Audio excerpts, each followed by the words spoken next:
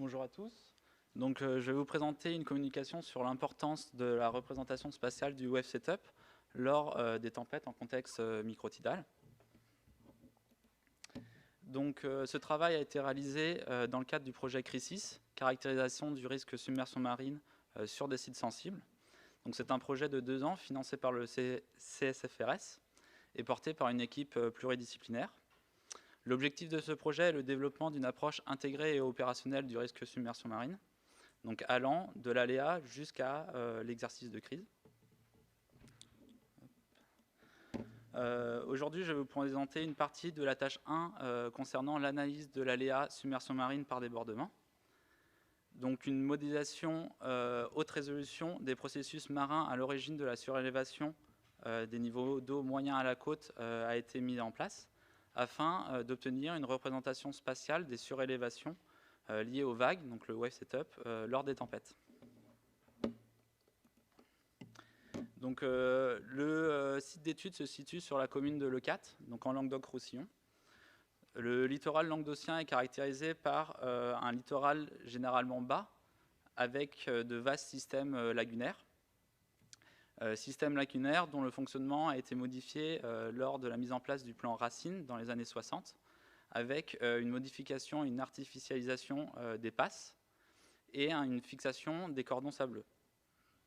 Donc, sur le site d'étude, donc au niveau de l'étang de Sals-Leucate, dont vous avez ici une photographie aérienne, cet étang de Sals-Leucate représente un parfait exemple de ces aménagements du plan Racine. Donc, ce littoral est caractérisé par par des plages sableuses, à système de barres, comme vous pouvez le voir sur la représentation 3D. C'est même un double système de barres. Et ces plages sableuses sont entrecoupées par 3 gros aménagés, dont le principal est celui de Port-Leucate, que vous avez en photo au centre de l'image. L'influence de ces aménagements et la morphologie prélittorale montrent des influences sur les variations spatiales des niveaux d'eau moyens observés à la côte. Donc, l'objectif de la modélisation, c'est la simulation des niveaux d'eau moyens à la côte et d'obtenir les contributions relatives des différents processus entraînant une surélévation à la côte. Donc, la modélisation qui a été mise en place consiste en un emboîtement d'échelle et un couplage de modèles, donc Mars-Swan, qui permet d'intégrer les interactions vagues niveau courant. Donc, les conditions limites utilisées sont des niveaux d'eau instationnaires et homogènes, des vagues instationnaires et des vents instationnaires et homogènes. Ces conditions limites sont intégrées en bordure, aux limites du modèle SWAN, donc du modèle spectral SWAN, donc à 100 mètres puis à une résolution de 20 mètres. Ce modèle permet de propager les houles du large vers la côte, notamment en sortant au final les tensions de radiation qui vont être ensuite intégrées dans le modèle Mars 2D, donc le second modèle, qui est un modèle hydrodynamique où l'on va propager, simuler les conditions hydrodynamiques du large vers la côte, potentiellement sous forme de débordement. L'emboîtement d'échelle du modèle Mars, donc avec une résolution de 20 mètres et de 5 mètres, permet de travailler à une résolution adaptée aux interactions vagues niveau courant et permet aussi de travailler en bout de chaîne sur la problématique de submersion par débordement. Donc, pour établir cette modélisation, un travail important a été réalisé sur le modèle numérique de terrain, donc par une collecte et un recensement des données existantes sur le secteur d'études. Le but étant d'obtenir un modèle numérique de terrain à une précision de 5 mètres qui montre les différentes spécificités de ce site d'études, donc à l'échelle de l'étang de Sals-Leucate. Donc, ces données sont constituées pour la bathymétrie externe des données litho 3D pour la partie proche côtière et des données dalles bathymétriques pour le large, plusieurs relevés bathymétriques pour le port, pour tout ce qui est chenaux et port, et la bathymétrie des temps de SAGE-Le4 qui date d'un relevé de 2001.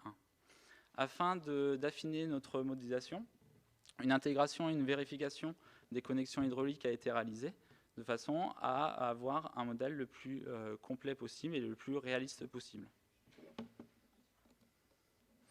Donc les tempêtes en Languedoc-Roussillon sont récurrentes et ont un impact spatialement hétérogène. Donc à partir des rapports et des analyses qui existaient avant le projet, notamment le réseau tempête du BRGM LRO, on est parti de ces rapports de façon à sortir certains événements. Donc vous voyez ici un tableau, c'est peut-être un peu petit pour lire, mais qui liste les différents événements entre 2007 et 2015. À partir de ces données, on peut faire une sélection de tempêtes. Donc, je vous ai mis en bas à droite un exemple de série temporelle entre 2007 et 2015 avec une sélection sur les HS, donc là supérieur à 3 mètres, ou par exemple le niveau marin.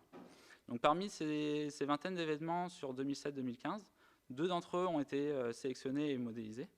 Donc l'événement de mars 2013, donc, qui est caractérisé par de fortes houles, donc des houles supérieures à 6 mètres, qui ont une période de retour donc supérieure à 10 ans sur le houlographe de Le4 à partir des données Candice et environ de 50 ans à partir des modélisations anémoques. Et le deuxième événement modélisé est l'événement de novembre 2014, donc caractérisé par un haut niveau marin dans l'ensemble du golfe du Lion, dont la surcote horaire est estimée à 100 ans au marégraphe de Sète et de Port-Mendre. Donc les données disponibles, donc notre site d'études se situe ici. Nous avons 3 marégraphes à l'échelle régionale, donc Sète, Port-Vendre et Port-la-Nouvelle depuis mai 2013. Donc il n'était pas disponible pour la tempête de 2013. 3 houlographes et un sémaphore, le sémaphore local de Le4. Donc en ce qui concerne les niveaux d'eau, n'ayant pas de marégraphe sur le site même de l'étude, une analyse différentielle des niveaux d'eau sur la période 2007-2015 a été réalisée de façon à estimer le biais de l'utilisation de données d'un marégraphe sur notre site d'étude. Donc ce différentiel entre 2007 et 2015 est en moyenne de plus ou moins 5 cm. Et au maximum, au pic de la tempête, il peut atteindre jusqu'à 20 cm, notamment par un décalage des pics de niveau d'eau.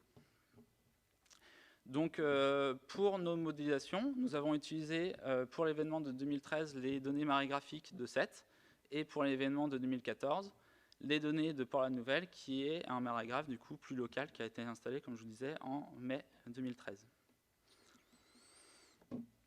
Donc, ne disposant pas d'enregistrement local de niveau d'eau, une validation qualitative a été réalisée à partir de photographies qui ont été prises pendant l'événement et dont je reviendrai tout à l'heure dessus pour les comparer en fait aux hauteurs d'eau obtenues dans le modèle. En ce qui concerne les vagues, donc les données, les conditions limites utilisées dans le modèle SWAN sont issues des conditions de vague donc du modèle Ifremer Med-Nord, avec 5 points de forçage que vous avez ici, les 5 points de forçage aux limites du modèle, 5 points de forçage qui sont utilisés avec des vents homogènes sur l'étendue de la modélisation. Donc vous avez ici les différentes caractéristiques de vagues pour 2013 et 2014, donc avec des vagues de hauteur significative de 6 à 6,5 mètres en 2013 et des hauteurs moins importantes, donc de 4,5 mètres pour 2014. Afin de valider ces données aux limites de notre modèle, une vérification a été faite au niveau des données du houlographe de Le4. Donc, le houlographe de Le4 se situant ici. Et vous voyez une bonne reproduction des conditions de vague au large de notre site d'étude. Donc maintenant, je vais passer directement aux simulations et aux résultats des différentes contributions. Donc tout d'abord, ici vous avez les maximums de... Je vais réexprimer. Les hauteurs d'eau affichées sur cette diapositive sont exprimées en cote marine, donc relative pour l'événement de 2013, donc à cote marine de 7, et pour l'événement de 2014 sur le marégraphe pour la nouvelle. Donc le premier fait à vérifier, c'est qu'on retrouve bien à l'extérieur du port, donc sur la plage ici, les hauteurs, les niveaux d'eau qui ont été intégrés aux limites de notre modèle. Donc pour les deux événements. La deuxième chose à regarder sur ce maximum de niveau d'eau, c'est à l'intérieur du port. Donc là, vous avez un point sur le port qui est indiqué ici. On a globalement une dizaine de centimètres inférieur au niveau de l'extérieur du port. Pour le maximum de wave setup, donc on voit que la répartition est spatialement hétérogène en termes de contribution. Donc avec un maximum pour le point ici, donc situé sur la plage de 47 cm pour l'événement de 2013 et de 22 cm pour l'événement de 2014. Donc on a un facteur 2 de valeur de wave setup pour ces deux événements.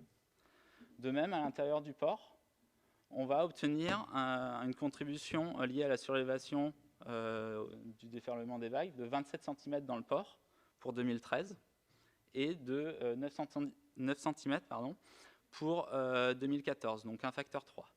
Donc on voit la différence déjà de l'impact du wave setup sur la zone, donc avec une différence maximale de 20 cm sur la zone. Et ensuite, la dernière partie à droite, c'est le maximum de niveau d'eau total sur la zone, donc avec des niveaux d'eau qui atteignent 1,40 m pour l'événement de 2013, donc soit plus de 40 cm sur les plages, et des niveaux d'eau de 1,56 m pour l'événement de 2014, avec une augmentation de 20 cm. Donc maintenant, là, je vous ai montré les maximums de contribution au niveau d'eau moyen.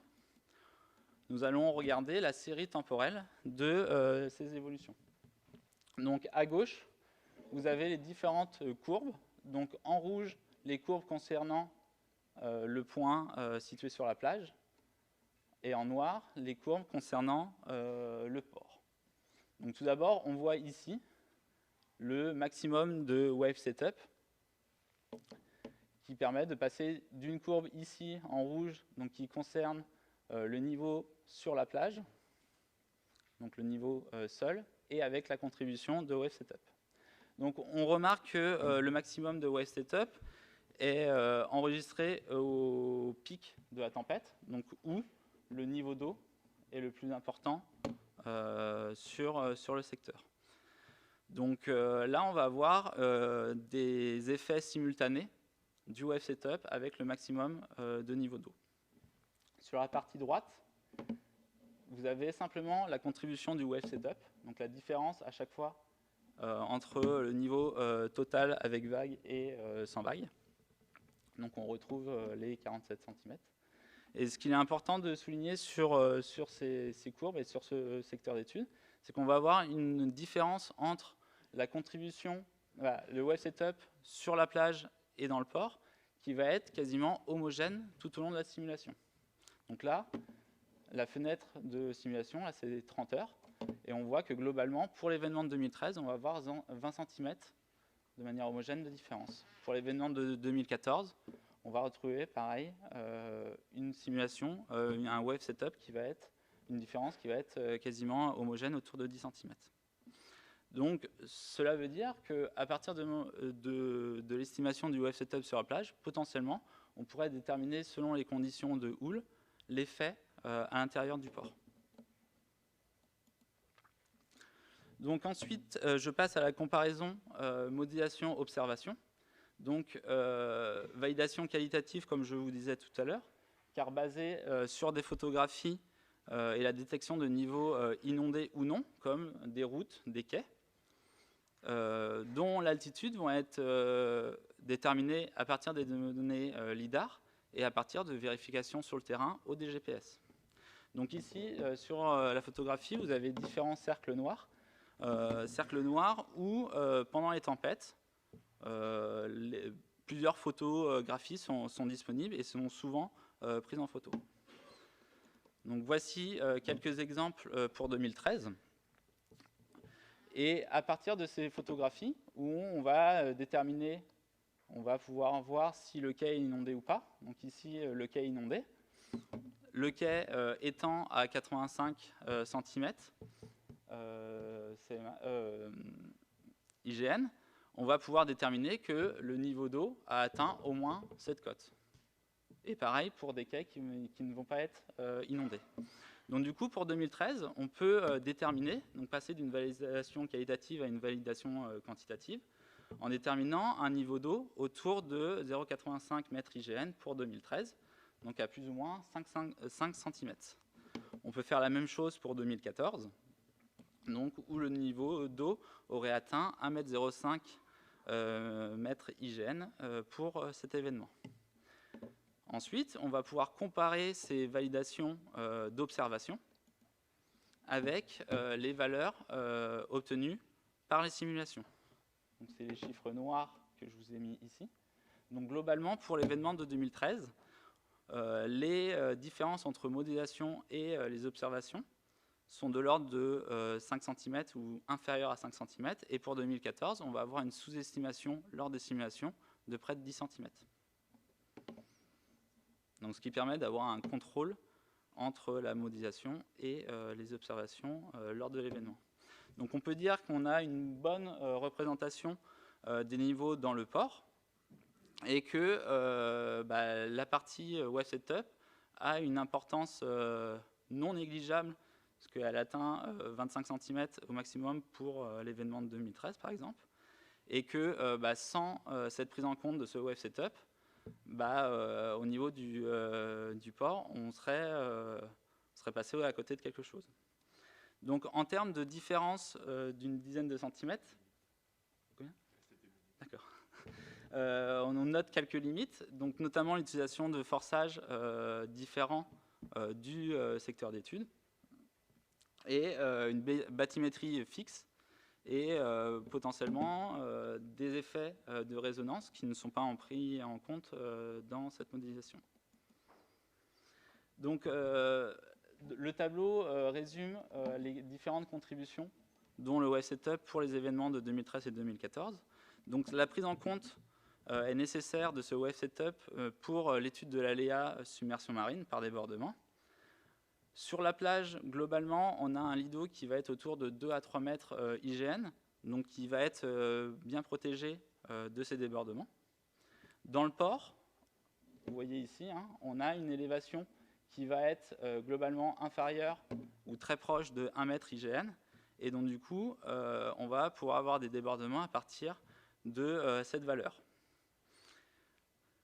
En perspective, en fait, on peut avoir une combinaison d'événements entre des vagues, des fortes vagues, comme l'événement de 2013, avec l'occurrence d'un haut niveau d'eau, donc comme 2014. Donc des combinaisons croisées pourraient avoir lieu et entraîneraient un débordement généralisé sur la zone portuaire. Donc pour conclure, l'apport de la modélisation couplée que l'on a réalisé niveau vague courant permet de mettre en évidence la contribution importante du web setup sur la zone d'étude et son hétérogénéité spatiale. Ce web setup est donc indispensable à prendre en compte pour les études, notamment de l'aléa submersion marine, que les niveaux d'eau entre le port et d'autres zones comme les plages ne peuvent pas être extrapolés et utilisés l'un à la place de l'autre, et que cette contribution de wave setup peut provoquer des dépassements de niveau topographique seuil et donc du coup entraîner des submersions importantes dans le centre-ville. Merci. Parfait, merci beaucoup.